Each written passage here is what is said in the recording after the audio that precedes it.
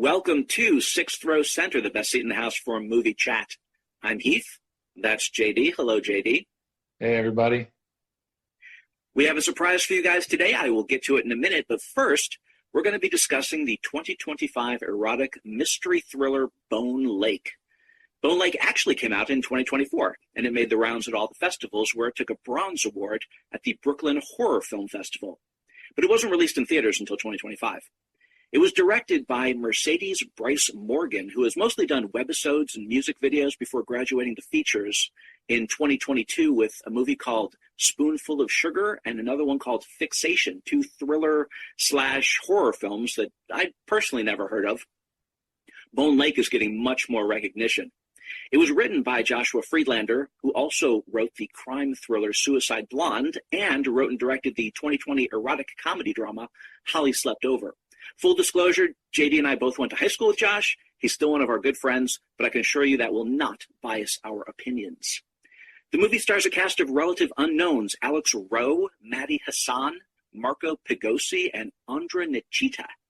Bone Lake was shot on location in Georgia, and while I did look, I couldn't find a budget for it.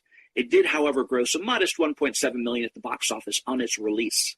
I personally saw the movie at the theater on its opening weekend while I was on vacation in Vegas, and I know it played here in Los Angeles, and you saw it at the theater too, right, in Florida, JD? Yeah. A group of us went, yeah. Right. And now we're going to get to that surprise that I told you about. It is that we have none other than the writer of Bone Lake himself, Joshua Friedlander, with us today. Josh is going to tell us all about his career as a filmmaker and about writing Bone Lake. Welcome to Sixth Row Center, Josh. Thank you. It's good to be here. I feel like it being the fact that we went to high school together makes it not like you guys really scored a big guest, but happy to be here. We're going to ask you some questions, and I'm going to start off with a complete curveball that you're not expecting because I just thought of it moments ago. But the name of our show is Sixth Row Center. I honestly have no idea who it was that determined that that's the best seat in the movie theater. I know it was one of our group of friends. Was it you? Was it JD? Do you remember? I think it has to have been Scott. I think it 100% has to have been Scott. He's sitting Sixth Row Center at Fox Sunrise. Right. We have a friend named Scott who was like, when we were little kids, he was probably the most serious about being a filmmaker. And I kind of thought it was him. Yeah. All right. We're going to start talking about Bone Lake. And the first question is, how did you come up with the idea for the movie? That is a good question. I'll probably start at the answer. It is a good question. You know, I don't think there's a consistent way that I normally have ideas, and generally ideas will float around for a while, and kind of like, if they stick for a while, I might continue developing them and end up writing a script. But this one, I think, was kind of a weird one in that I had written and directed the movie you mentioned, Holly Slept Over, which is a fairly contained movie in that most of it takes place in one house with a pretty small cast. And there was something about the sort of challenge of doing that and trying to keep something entertaining with a limited cast and limited locations that is something that obviously playwrights are good at, but is not generally something that you sort of set as a parameter as a screenwriter. And so, having done it with Holly Slept Over, I was interested in doing that again, and that was sort of in the back of my mind. Okay, so there's a Depeche Mode song called "The Love Thieves." And I liked that as a title. And so these are just like random things that are in my head. And so that was just hanging around as something I liked as a title. And I was interested in, like I said, writing a contained movie. And there was no genre in mind. It was just like I was thinking about doing another thing with one location and a few actors. And the concept of Bone Lake sort of, which I think this is unusual, just came to me kind of fully formed. I don't know how many other times that's happened, meaning that it wasn't like I didn't have the germ of like the Airbnb double book idea or something like that. It literally was like the whole thing, kind of beginning, middle, and end, the kind of the basics of the two couples. And I wouldn't call them twists. There are a couple of reveals in the story that all of that came to me at once. So basically that was kind of like, because I wouldn't say that that's normal, where it's just like I suddenly had the beginning and basically the end of the movie and sort of knew what it was quickly. I didn't spend any time really developing it. I literally just started writing it. But this thing just oddly just came together really easily in terms of like, you know, without even knowing setups and payoffs. They just kind of happened as I was going. And, you know, I wrote the first draft pretty quickly, and it really was sort of the thing that I like imagined. And originally that first draft was called The Love Thieves, and I gave it to my manager, and she was really excited about the script, and I think as gently as possible, you know, expressed that she was not as excited about the title. Well, I will say that as a writer, it is unusual to have a fully formed beginning and end and stuff like that, and not have to develop as you go, which I think that's awesome. And the second thing about the title Bone Lake to The Love Thieves, I actually like the title The Love Thieves, but if I were reading the script or watching the movie, I think in my mind I'd be immediately thinking who are the love thieves or what. Whereas Bone Lake is a lot more ambiguous, so you watch it with a little bit more of an open mind. Yeah, that makes sense. The title probably wasn't helping me, but interestingly, like the movie leans more into you being aware immediately, I think, or close to immediately, who the less trustworthy couple, I'll put it that way, Absolutely. are. Yeah.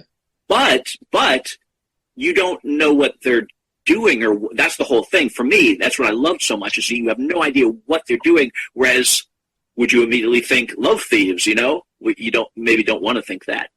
Yeah, I don't even know what love thieves would mean to anybody. It was literally, right. It was literally just something I liked, and so no, but that makes sense. And Love Thieves fits the story just fine, but is also just, I think, more Harlequin and not as strong. Bone Lake's a good, strong title. You talked a little bit about this already, and that the way you wrote Bone Lake was something of an anomaly.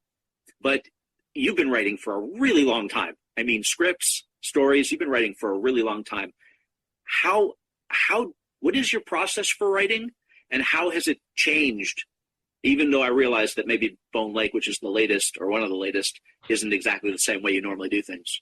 You know, I don't know if most writers or most successful writers, certainly like more successful writers than me, have a way that they repeat, you know, but I mean, you write too, Heath, and everything is, you're always starting from zero. It's like if there was a formula that you could follow over and over again, everybody would, you know, be writing, or more people would be writing successfully, I think, if that was the case. But also, I don't, as I mentioned, like, sometimes I outline, sometimes I don't. I don't think that I've written two scripts the same way, and I've written a lot of scripts, and I don't even think that necessarily like the things that I think are the best things I've written, it's not like if I repeated that way of working, on a different type of story that it would work as well. So it's all sort of, I wish I had landed on a way that worked for me. I know there's people, like if you listen to interviews with Rian Johnson, he's got a very specific way that he does it that works for him. I work so much on instinct, and I'm just not good at sort of math side of it, which there is, I mean, a big part of, you know, much more so with screenwriting than with, I think, any other kind of writing. There is a sort of math to a screenplay, and you know, that's the part I have to work the hardest on in general. It's like the other stuff, the sort of character and dialogue stuff, or this actual scene writing, comes much easier than the story stuff. And, you know, I think the luck of Bone Lake was that there are some, you know, fun aspects to the story, and they did come, you know, they came easily for whatever reason, you know, and I have no idea why. I don't know why. It just sort of like, you know, a lot of writing is you not feeling great about what you're doing, and then there's the moments where you feel really good about it. But this one, but there were setups that I was writing that I didn't even know I was setting stuff up. And then there's a payoff right at the very end of the movie that I was like really proud of, and I didn't, that feels like something that was planned, and it literally just occurred to me in the moment that I was writing it. I think if you were to look, if you know the movie and you were to look back at it, you would think that that had to have been planned, like that had to have been an intention, and it wasn't. It was just something I found while I was writing. Probably the biggest change, because I think that was your original question that I babbled about for a long time, but I don't know if I necessarily answered it. But, I think that I did start out very much relying on whatever natural talent I have as a writer, and then that carries you so far, and then you just, that other side of it, which is the more disciplined side, it's the sort of the Malcolm Gladwell 10,000 hours thing. It's just, I still work mostly on instinct in terms of creating the story. It's just that my instincts have gotten better for how to do that. The primary way that I think it's changed is that, I think oddly, like, writing gets harder because you become more aware of sort of the pitfalls the more you do it. So I definitely, try to spend more time in the planning stage now, but I do have to fight the fact that really the scripts of mine that people like the most and that I think are the best, for the most part, were outlined less than some of the other ones. So it's sort of, I wish like Ryan Johnson, I had landed on something that just really works for me, but starting over with a new plan every time. Most people, the key, and you guys would know better than me, but the key is to just get up and write. Whatever you have a formula or it doesn't really matter. If you get up and write as a discipline, then I think that's definitely true. I tend, luckily, to be pretty close on my first drafts, like close enough that I think when you're writing, you're making so many decisions. I mean, it's you couldn't even, it's just like, it's kind of incalculable how many decisions you're making, because every line you write, the next line is you could go in a million different ways. And, I think generally speaking, because there's people who will write what they call like a vomit draft, where they're just trying to get a draft as quickly as possible. That's not that kind of thing. Even though I write fairly quickly, like that doesn't work great for me. But I do find that my first drafts are like, I'll make one or two what I would call like significant mistakes that mean that I have to go back and, change one or two big things, generally speaking. I mean, that's kind of like, I've done this enough that it's like, I usually don't make more than one or two big mistakes where it's like, you get to the end of the first draft and you go, oh, well, that's, and in the case of Bone Lake, again, arguably, because I'm sure that there are people who, well, I mean, the movie and the screenplay are two different things, right? But I'm sure there are people that hate the movie, but I'm sure there are also people who would have hated the screenplay and not think I did anything good. But for like the people who did think it was good, like it came, fairly easily for whatever reason. I have a couple of different questions that I'm thinking of, but one, JD mentions writing every day. You mentioned like discipline and stuff. Do you have like, is there a certain time that you write every day? Is there a certain amount of, words on a page you like to get every day, or pages of the script that you like to finish in a day, or whatever? It's just whatever you feel like. Yeah, I mean, I think in a perfect world, I would write 5 pages a day. Like I would feel good about that. But, some days you have a day where you do more than that. And certainly there are many days where I do less. And I also think that, it's like a hard, I have a family. So it's like my schedule isn't necessarily what I would do if I had no other responsibilities. And that's just, just part of the deal. But also like you try to explain, it's very hard to explain to people who aren't writers that, a lot of writing time is not physically, you're not touching the keyboard. Like a lot of the writing time is happening when it looks like you're doing nothing. So for me, it's like, I don't worry that much about the actual number of pages. I worry more about like, am I putting in, am I finding enough time every day that feels like focused time, that feels like, time that I'm not letting myself be too distracted by life. And obviously lots of things happen. Ideas come when you are completely distracted. So it's sort of like, for me, it's kind of a 24/7 thing where it's like I think sometimes when I go on vacation, I'm able to like not write at all, like it just not think about it at all. But when I'm in my normal life, I feel like there's always a certain pressure that I put on myself, or just always, it's just kind of always happening to some extent. And I do have a feeling of like, again, I'm not locked into anything, but I would like a script to not take more than 3 months.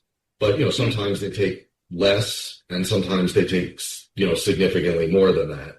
But I probably start to get antsy if I feel like I don't have a first draft in around that amount of time.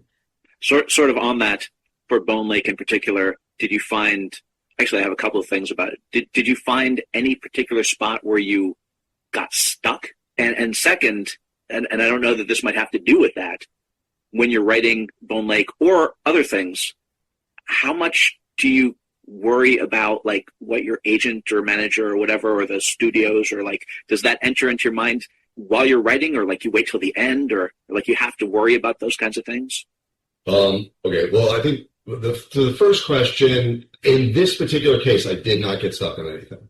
That's awesome. Yeah, I mean, which is not, especially when you don't outline, not always the way it happens, right? I mean, it's a little bit, I know like I've heard Coen Brothers interviews where they talk about like they write themselves into corners and then figure out how to get out of the corner, and that works great for them, and like probably wouldn't work for Rian Johnson. That's not necessarily the way he does it. But so no, like in this case, and I think going back to like something JD said, which is, part of the one location, limited characters, but also especially a limited time frame. For me personally, putting that kind of fence around it does make it easier in some ways and harder in other ways. There's certainly something about knowing like I'm going to tell a story that takes place over roughly 2 days and pretty much doesn't leave this lake house and only has these 4 people, where you could argue that it could be easier to get stuck, but it's also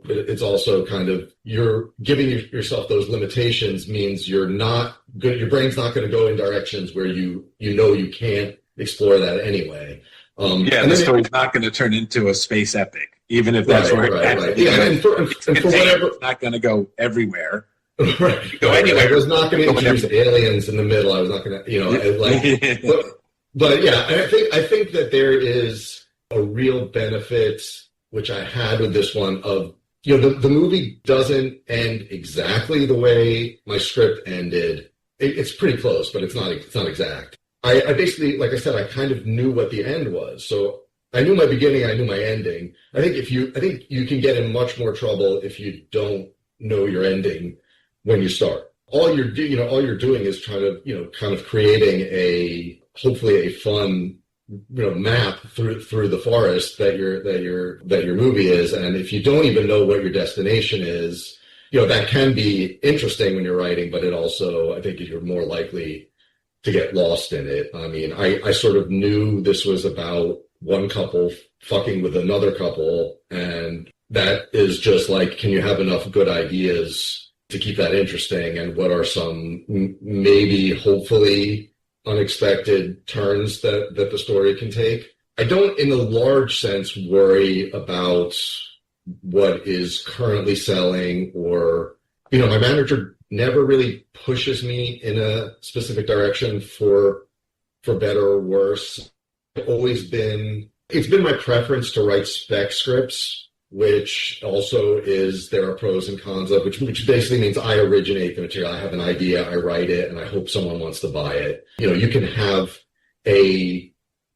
arguably more successful. I've been very lucky in that I've sold a bunch of scripts, and it's I've been able to maintain a career on that. But the probably somewhat safer way of doing it is to try to get hired on writing assignments, where it's something the studio already is interested in making, they're already working on it, and you try to come in to either get hired to write the first draft or come in and be, because they always, they very often replace writers, so you come in and write subsequent drafts, so you try to get hired on to write a draft or to get hired to do a rewrite or something like that. I think that if you look at like the sort of more successful writing careers, that is the much more common path, especially because the spec market, it's terrible now, and it hasn't been good for a long time. But I sort of started my writing career at the tail end of what was like a spec boom, where people were selling tons and tons of scripts. That has only gotten less and less and less over the years, so that, when I do sell something, it's not a surprise. That's obviously what I'm hoping to do, but it's always like the odds have kept getting worse and worse, but I haven't really changed my strategy. But I will say that writing something like Bone Lake is strategic in that it doesn't cost a lot of money to make a movie like that, and often with genre stuff, they don't feel like they need as famous a cast or whatever. So in that respect, I very definitely did have that in mind with Bone Lake, is that there's just a better chance of getting a small movie like that made than there is of getting a $200 million movie made. So if you're going to write a spec script, for me personally, and also I think just leaning to what I think my writing strengths are, it wouldn't make sense for me to write the $200 million movie. But, there are a lot of people that'll want to make a movie that's only going to cost a few $1 million if you write a good script, and it's a concept that they're interested in. So you mentioned the spec script market, declining through the years. I remember when we first moved out here, which was almost the exact same time, somewhere around 99. Every day you would hear a story about, this movie got optioned for $1 million. This movie they don't do that anymore, I take it. But to talk about the business side, which you're getting into, can you discuss how the movie was sold, all that sort of stuff, how you went through that process? Sure. And once the movie was sold, did you have anything to do with it, rewrites or whatever? So, in this case, I finished it. My manager was excited about it once I changed the title, and I slipped it to a friend, a producer, which is what they call it. That's like the term. I slipped it to a producer, which means that no one really knows about the script yet. This is like an early look at it. That just sounds way too sexual. You slipped it to your producer. Basically, the company that had financed the movie I had written and directed, we gave them the script. And this producer that I gave it to was also a producer on that movie. So again, that was like a good relationship. They were very happy with my movie and wanted to work with me again. So it made sense as a place to start with the script. And so I gave it to them. It's a company that finances movies, and they're not a big studio. So there's not like 20 people who have to love the script. It's just a smaller number of people. Maybe it's 5 or 6. I actually don't really know. What I do know is that there were several people there that were really excited about it, and then sort of the top guy wasn't sure, and it wasn't the kind of movie that they had been making. They had actually been making, honestly, like slightly bigger and slightly more prestigious movies, and this was obviously a play at more of a genre thing and not in any way a prestige movie. And so they basically did the normal, like, we love this, but we're not going to do it. Then my manager, it was still like at the point of like slipping the scripts to people. So there was a division at Paramount that was in particular a genre division. She gave the script to them. The response we got was they loved it and wanted to do it, but they had just, this is going back to like 2022, maybe 2021. Wow.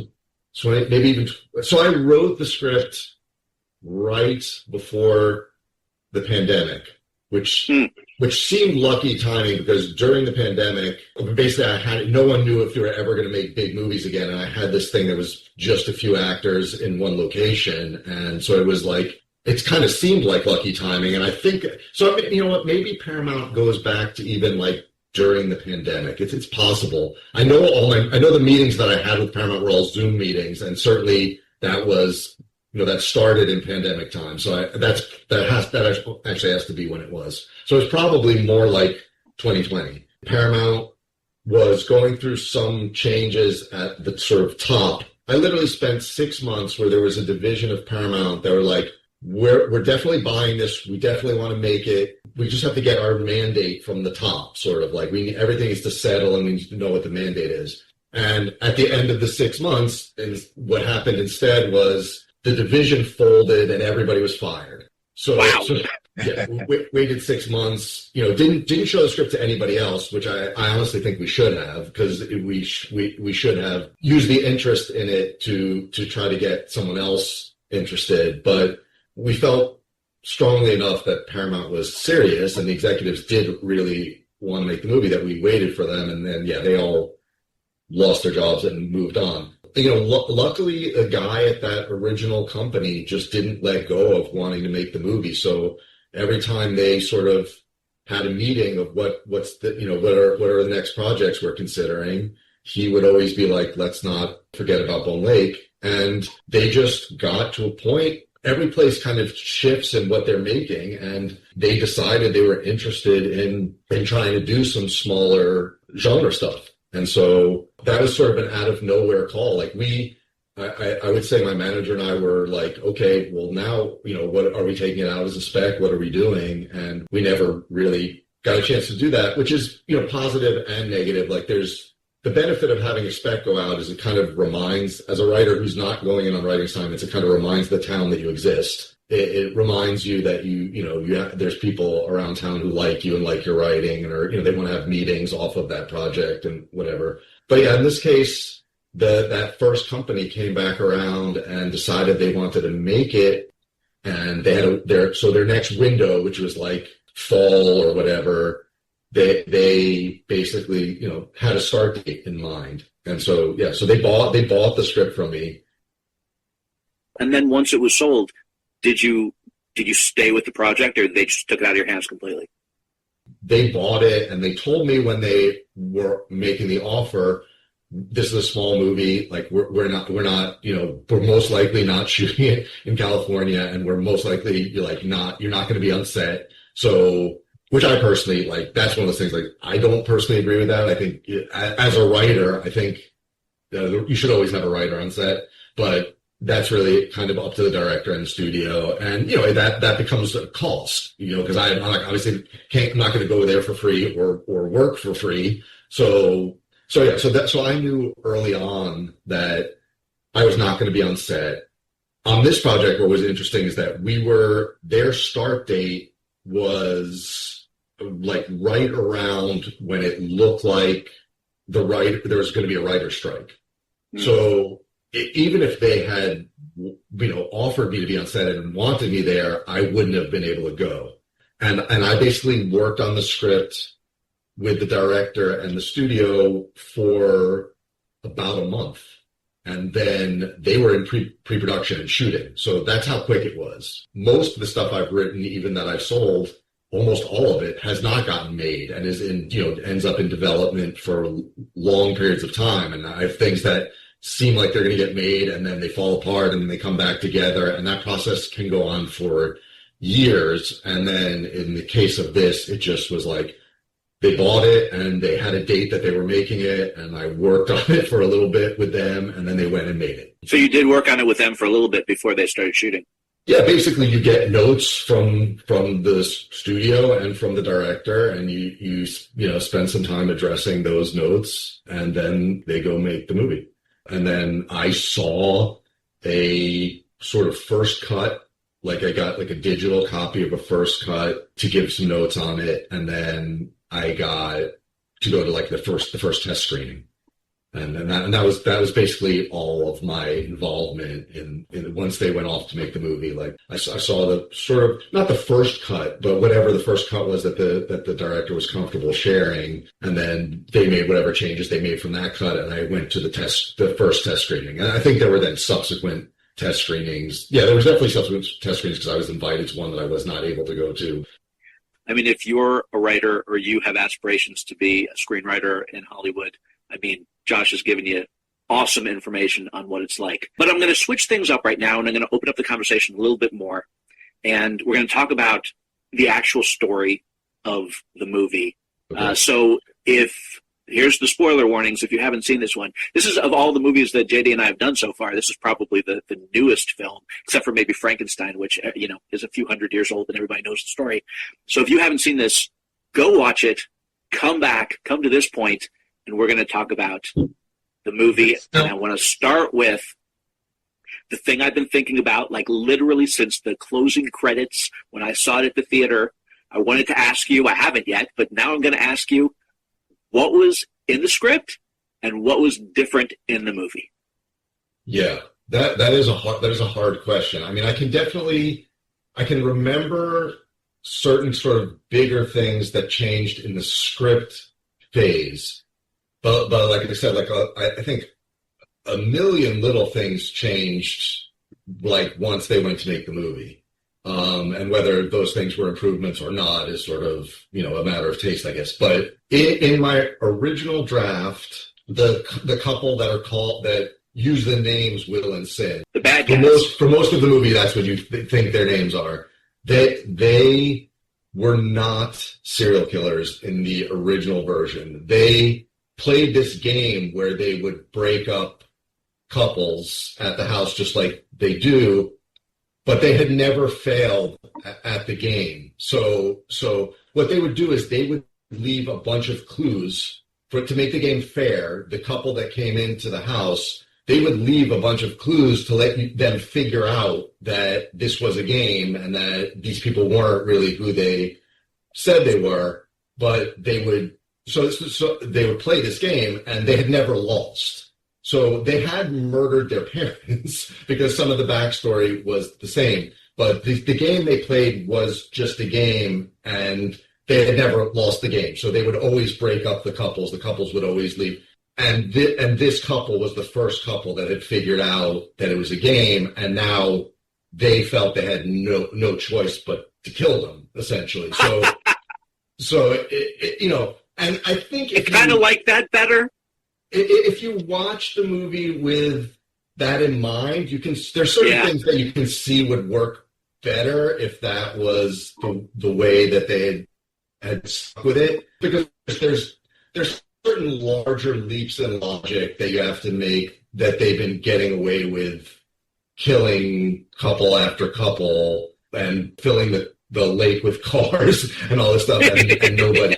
It's always interesting in the notes process because that was not a note that I loved when I first got it, and I as diplomatically as I could pushed back against it. But that's not one that I'm sure I'm right about. Like I don't know. Maybe it is better that they were killers and had killed a bunch of people before. The implication was still, to me anyway, was still that they at least mostly won. I never put it together that there's no reason to kill the people if you're able to break them up. It never really made sense to me that they played this game and then also killed them if they didn't need to kill them. But again, well, it's fun. It's fun. I mean, to me, that's the genre, and it's yeah. And that's one of those things again. I thought Bone Lake there might have even been a kill. Like in the very beginning, when it wasn't 100% clear what the story was, there's something in the lake, or some other. Yeah. Which I think in my original draft was more of, again, the sort of bad couple just fucking with the other couple. Yeah. They're sort of planting these ideas to mess with them. But like once we made that change, there were some things I was able to add that I really liked. I'm trying to think. I feel like I know the ending changed in that in my original ending, the Sin character survives. She doesn't die, and like there's a post-credits coda where his name wasn't Diego in the original script because we hadn't cast. I was going to ask you about that. Yeah, we hadn't cast a Brazilian guy, so we definitely changed his name when Marco was cast. I want to say like the original name was like Noah or something like that. I don't remember what it was, but the sort of post-credit coda was that he had written the book about their experience, which I think in my script I just kept the Love Thieves title. So he was like at a book signing, and then she shows up outside, kind of outside the book signing, standing looking through the glass, and that was like, but that was just like a little post credit thing where I just didn't kill them both, and that wasn't significantly different because the sort of final payoff thing that I came up with while I was writing was the cutting the finger off with the axe and retrieving the ring. And then that was always there. You know, even when she survived, she had gotten her fingers cut off and just disappeared in the water when they were driving away on the boat, and you don't to her. Whereas they very clearly make it, you know, she's dead. She's dead. She's dead. Like they wanted a big violent, you know, end to her. So that was my original draft. I was sort of somewhat.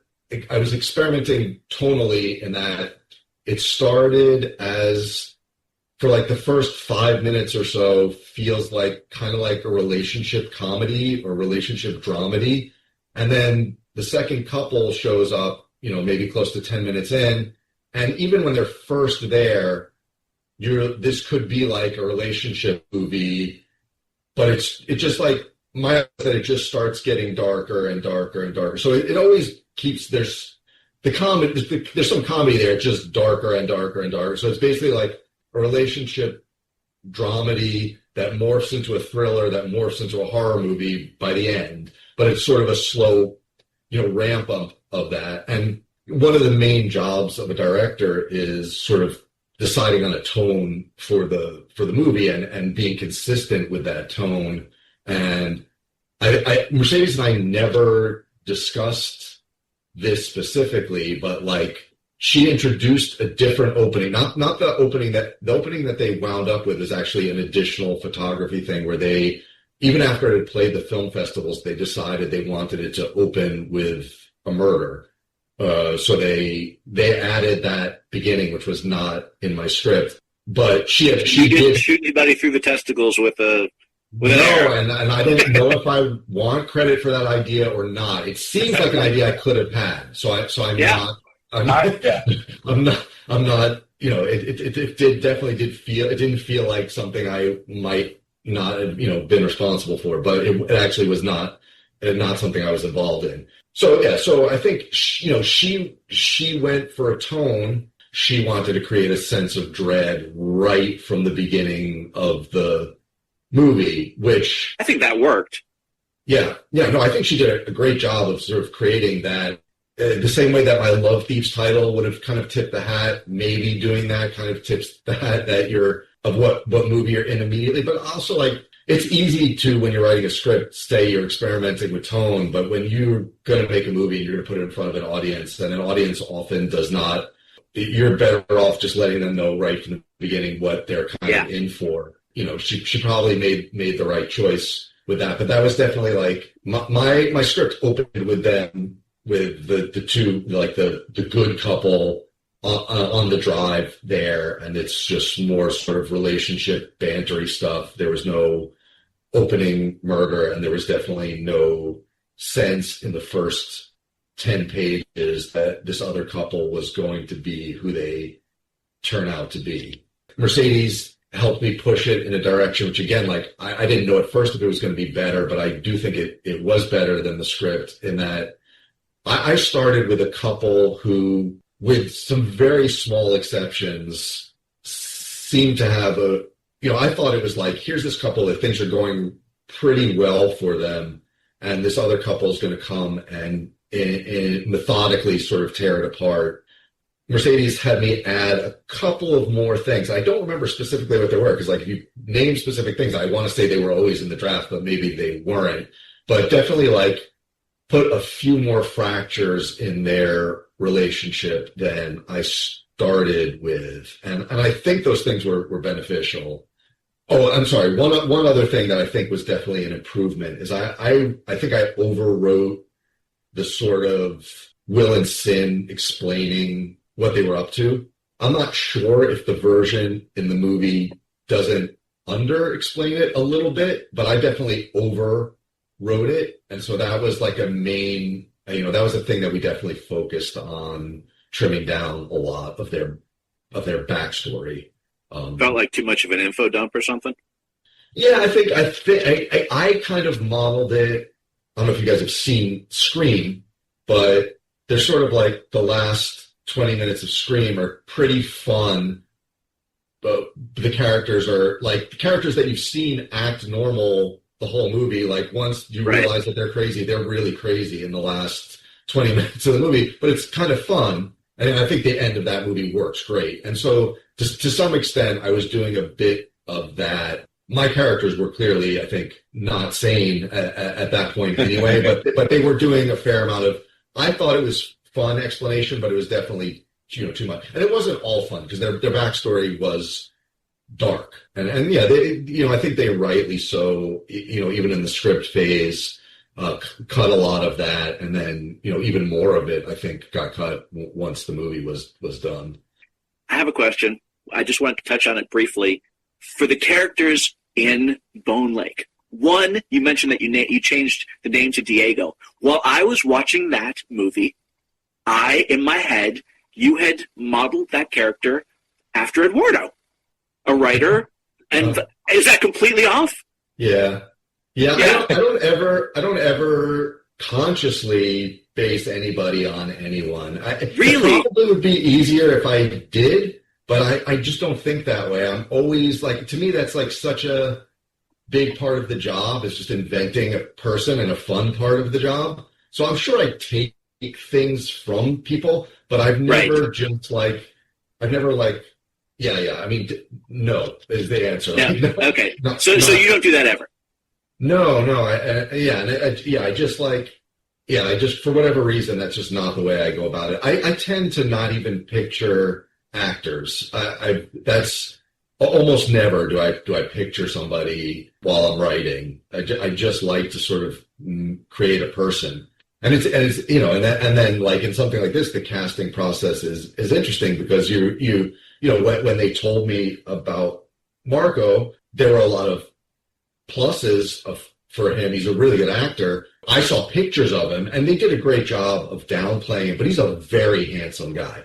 He looks like a model. If you see like regular pictures, he probably is a model if you look at pictures of him. And my reaction was like, well, that was definitely not the intention on the page, right? You're supposed to have this kind of Ken and Barbie couple and a couple that is normal, normal, like movie normal, which is still going to be attractive, but normal. And that's not the way they went with it. And I do think they did a good job of kind of downplaying his looks. But when I first saw the picture of him, I was like, well, you have two super good looking guys, and it's a weird choice to me. Again, like I think they made that work. I don't even know if I was directing the movie, if I would have tried to cast people who look like what I first imagined. But yeah, no, they were not based on anybody. This is my last question. It's actually for both of you, for Josh and JD. First, what was the experience that you had when you saw it? You saw your movie in the movie theater, right, Josh? Yeah, like I said, I saw that test screening, and then I actually sat through it 3 times in a theater. I saw that test screening. I had a friend who basically, he was going out of town, and he insisted that he wanted to see the movie with me, which was very nice. I mean, it's a big deal. When this is a digression that you're not asking for, but like certainly the way the film business is now, you do not expect to get a theatrical release, especially with a small movie. So best case you think is this will end up on Netflix.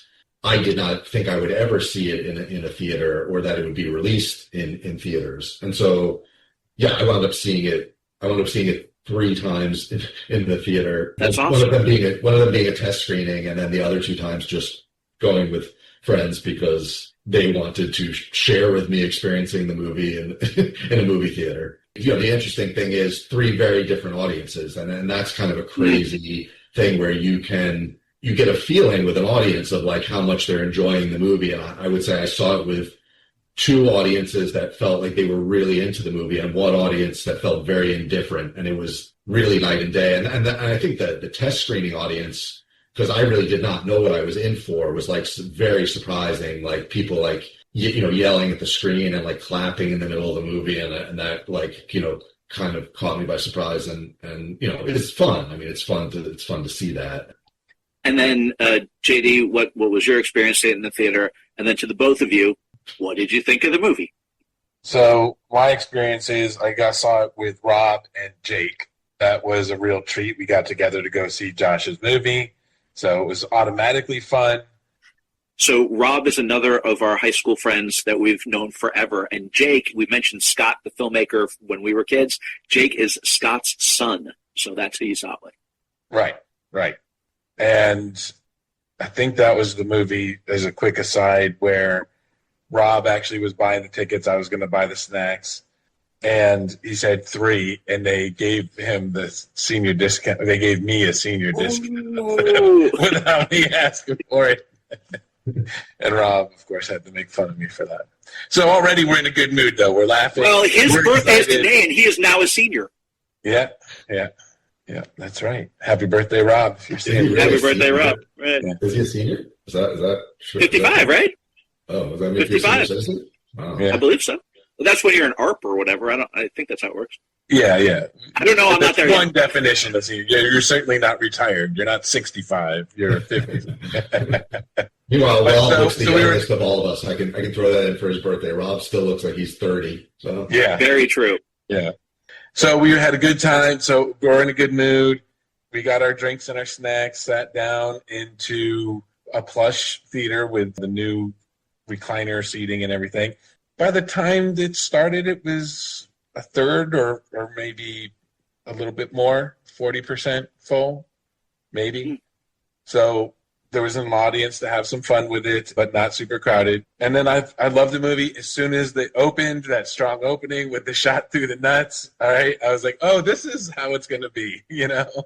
So I would say that it kind of changed tones. It went from this fun horror romp, and then there's the kind of romance phase. You know, is this a relationship movie in the end with a little fun horror? What's it going to be? And then with the last act there, the end, I just had a blast. So overall, I really had fun with it. And I thought it fit in the pantheon. Even though they're very, very different movies, I would still say it had the same kind of enjoyment of Holly Slept Over. So I, as a fan of Josh's writing, saw Josh in that movie and liked it. But you, Josh. even with the movie I directed, I think it's a hard thing. Like I would say, like the honest answer is there are things I really like about the movie and things I really don't like about the movie, and that's also true of the movie I directed myself. And also, like, you know, I made a TV pilot and I kind of felt this the same way. I just think that's my nature, sort of. So I don't really, everything I've been involved in, because I'm thinking, like, even going all the way back to the movie you mentioned, Suicide Blonde, which was something I was involved in, literally a feature we made while we were still in college. I'd be hopeful that at some point something, I either make something or something gets made that I like everything about it. So far, that has not been the case. So I just sort of defer to the, like, it doesn't really matter. Like, I liked my script a lot, and people seem to, like, if you go by the reviews, like, the movie's very well reviewed. So people seem to like the movie. There are people, you know, I go on Letterboxd and read stuff, and there are people who really like it and people who really hate it. And I think that that's sort of the, you know, Par for the course. Yeah, it's sort of par for the course. So I'm kind of like, I don't think it doesn't matter what I think, but overall, yeah, there are things I really like about it. I think the director did a great job, and I think I totally agree.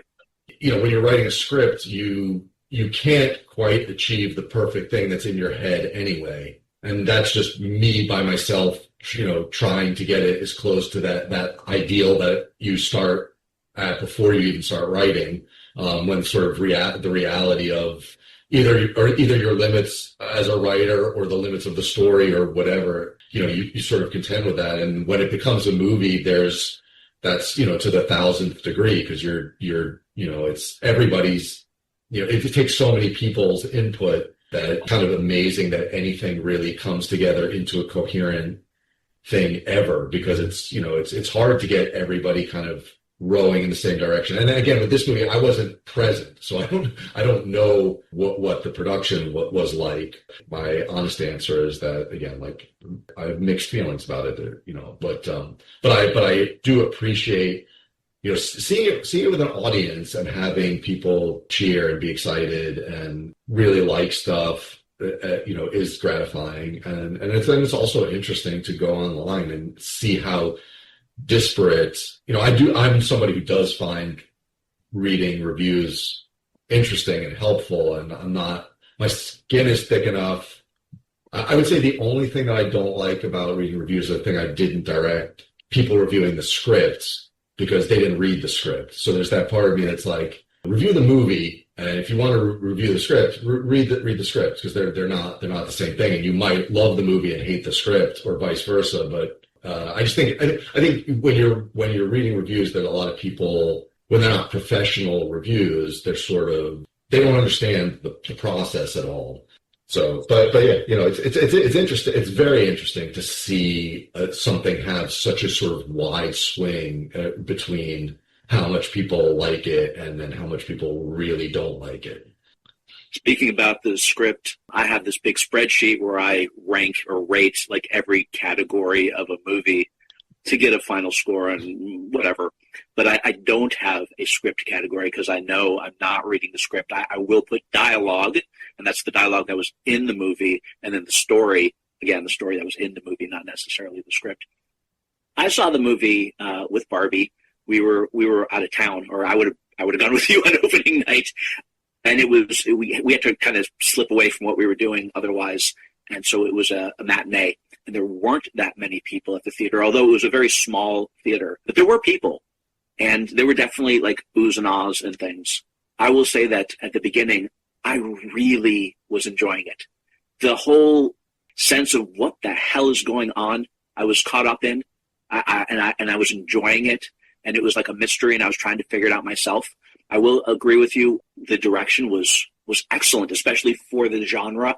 I loved some of the weird angles. Sometimes the camera would go upside down and follow the actors. And then there was this big, like, house, like a mansion, and the way she followed them, the actors through the rooms and stuff, I really liked. As well as I always think about this when I'm seeing fighting scenes, like action kind of fighting scenes. Can you see what's going on? You'd be surprised, when I break down movies, how often I'm like, I can't believe that the director would allow this in the movie because you can't even see what the hell's going on during the fight. And the couple that were in Bone Lake were done really well. I liked the acting. I'm surprised JD didn't bring it up. There were a couple of kind of bullshit things that happened, especially I think the biggest one was the whole with the wedding ring. The good guy tells the bad guy about that he wants to propose to his girlfriend, and he shows him the ring. It was like some heirloom ring or something, and the bad guy ends up stealing the ring and using it to propose to his girlfriend, and the whole time he's just kind of sitting there. You can tell he's upset, but he doesn't really do anything.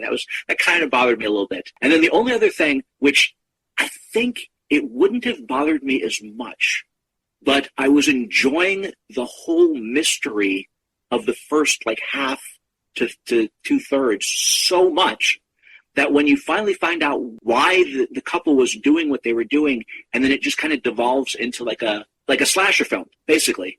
Oh. And it wasn't a bad slasher film. It was fine. It was fun. It's just that I was so enjoying that first part that I kind of was like, oh, now it's just a slasher, and you kind of know how it's going to end.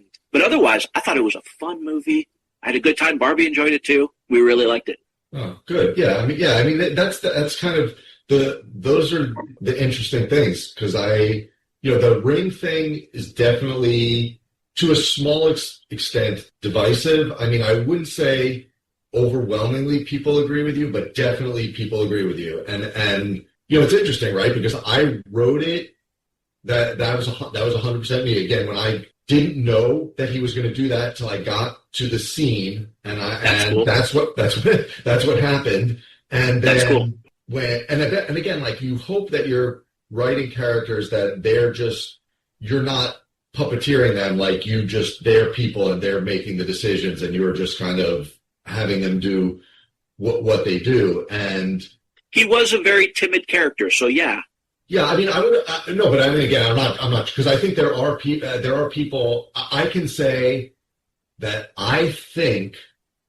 Well, there's two things, right? There's one. I think I haven't heard any women complain about it, but I have heard guys. Again, maybe I don't want to make it a gender thing, but I think there are guys. I've definitely heard from guys who are like, "Oh, I would never that would," and I think that people people who would have said something right away, but I also think people like to think that they're much more confrontational than they would actually be in the moment. And Totally agreed. more people than they think would have handled it similarly. Now, I will say that the follow-up, the scene that happens outside, Mm-hmm. you know, I would argue from my personal taste, like that would be one of the scenes where I think I sold it in the script a little better than the movie does in terms of allowing it to continue. I think on the page, I bought it a little bit more than I did in the movie. But in spite of what people think about the moment where he proposes, I stand by that. I think that, yeah, I mean, I think the character, and I also think people would be less likely to confront somebody in that moment than they think. Well, I mean, I get that people are less confrontational in reality. Like, I get that. And that's something you're hearing men react more aggressively than the women.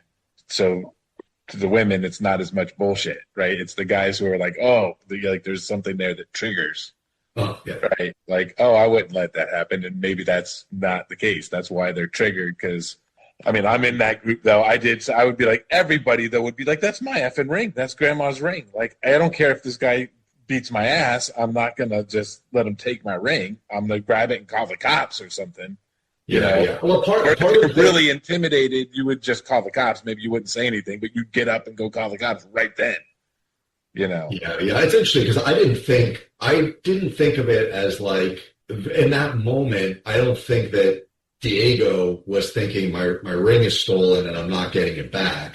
I think that he was thinking this guy just basically stole my engagement. Yeah.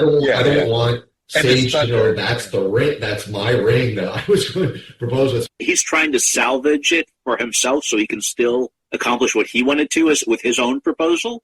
Yeah. I think that was part of it. Like he just didn't want to he didn't want to let that moment blow up his entire plan. Yeah, it's interesting because I will also say that that is a sort of, that character is a beta character, but I do also think that like I would have modulated that a little differently in the movie, so there was a little bit less of an opportunity to just dismiss him as being too wimpy.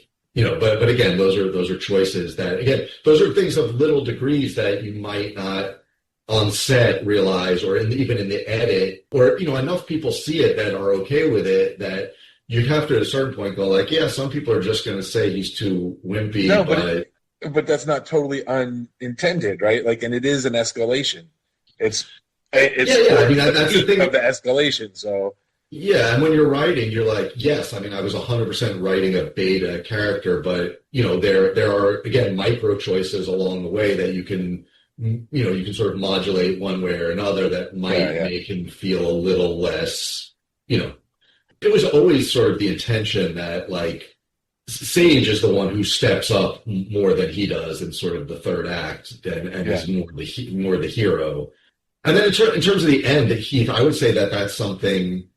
again, reading Letterboxd reviews, more than professional reviews, but definitely reading Letterboxd reviews, that was definitely, there's a camp of people, which is an interesting thing about the movie, because I basically wrote something I would want to see, right? So I like the sort of cat and mouse relationship games, but then I also like movies that go off the rails. And there are sort of like, there's definitely a divide in the audience. Like there are some people who like both, and then there are some people, like you'll read reviews where people love the first minute of the movie and the last 20 minutes of the movie and could live without all the relationship and cat and mouse stuff in the middle. So yeah, it's like, and then there are definitely people that seem like more in your camp where it's like, I'm into this sort of game that's happening, but once it devolves into a horror movie, less into it.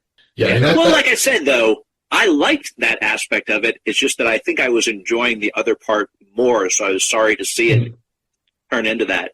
Yeah. And that goes back to the like I said, like this thing sort of came to me fully formed, and I did not second guess it. Like I didn't even go down the path of like, what if this doesn't become what if this stays more character based and doesn't become this bloodbath in the end? Didn't even think about it. Like I just stuck with the sort of original. Listen, I think it totally works. Is fun romp. The thriller stuff, I hear more you describing that more than I took it in the film. Like those are pacing moments that give you a whole complete movie. Like you have to have some kind of setup. But it was Bone Lake. The guy takes an arrow through the nuts right in the opening. Like you're in for a fun ride, and that's what you should be prepared for. So, and it even, to me, these are again fun things. The way that it all worked, the way that it was put together and came to life on the screen, to me worked. But even like the fact that they were brother and sister, right? Like that to me is another escalation. It's like really crazy horror, evil people eating people, and like crazy off the rails shit, and by the time you're having the climax, they're paying off, exactly. Yeah, the brother sister thing was another thing that was like when I had the idea, it wasn't just their house, they were brother and sister, and I sort of knew that, and I just went with it. And that was the thing that when Paramount said they were making the movie, they were taking that out. Like they weren't comfortable with that. Yeah, no incest at Paramount. Yeah, I'll remember that. If people make it this far in, I actually find this interesting. I had a meeting a week ago with one of the executives who had been at Paramount, who was, lost her job during that, and she's obviously had another. Because of you. She had just seen Bone Lake. She said it was a valuable learning experience. She really enjoyed the movie, and then she said that she was wrong about the incest, that it should be there. I thought Game of Thrones completely normalized incest, and we were okay with it. But there are people that really it's not okay with. I hate to say it, but when I saw that as the device, I was like, this has been done. Seriously. Yeah. I was a little dissatisfied with what it turned out to be as the reason why they were doing what they were doing. Yeah, I mean, that section falls into like I said, I think I overwrote the explanation, but then ultimately in the movie there was a little bit less of it than, it's impossible as the writer, because to know, you just lose perspective and you just have to kind of go with what the audience is okay with, because I think I would agree in the final version, I would have liked a little more. I would like to understand them a little bit more, but again, maybe some of the audience needed that and some didn't. Some was just fine with. If in my mind, I have the opposite approach to what you guys seem to have, in that I think that would almost take away from it. You're leaning too much into the more serious thriller side of it, which you have the tools there, but that can be a different movie. I heard a term just the other day describing a different movie that I actually thought was what I was going. Well, I'd never heard it before, but it was what I was kind of going for when I was writing it. I mean, you guys, I don't, when you have meetings and stuff, if you're doing a genre thing like horror, when they want it, make themselves feel like they're making more important horror, they're aiming for The Exorcist or Rosemary's Baby or something like that. They call it elevated horror, right? We're doing elevated horror. So we're not doing and so somebody used the term elevated trash as and that was basically what I was trying to do. It's sort of like Basic Instinct, or I'm trying to think of movies that sort of fall in that category, but it's not, it's meant to be fun and trashy, but hopefully not just dumb. It's not. I didn't think it was dumb. No, I'm saying I think that that's sort of the elevated part of it is that you're not just because you could just 100% make and I think a lot of people think it is just the trashy version, but it was trying to be kind of trashy fun, but not but also hopefully with a few good ideas in there. Okay, so that was Bone Lake. I think we all enjoyed the movie. Does anyone have any other comments to make? No, thank you. Anyone? No. All right, then Then I have one last real quick question, if you can answer it quickly, Josh. Anything you would want to share with us, current projects or something that you're working on, like that's going to be coming out or anything like that? Oh, well, I mean, there's always stuff. I don't have anything coming out soon. I have like several projects that have directors on them and are either going to cast or stuff like that. But there's nothing specifically that I would say. I mean, there's nothing you could look out for soon because it takes, so long for things to get made. But I have like, several things that hopefully will get made and are moving along towards getting made. So. All right, then, I would like to thank our guest and good friend, Joshua Friedlander, for taking the time to visit us and tell us all these cool stories about Bone Lake. Thanks, guys. This was really fun. Blast. Thank you. Like the movie. And that's going to do it for the Sixth Row Center. And now we got to go because the next movie is starting right now.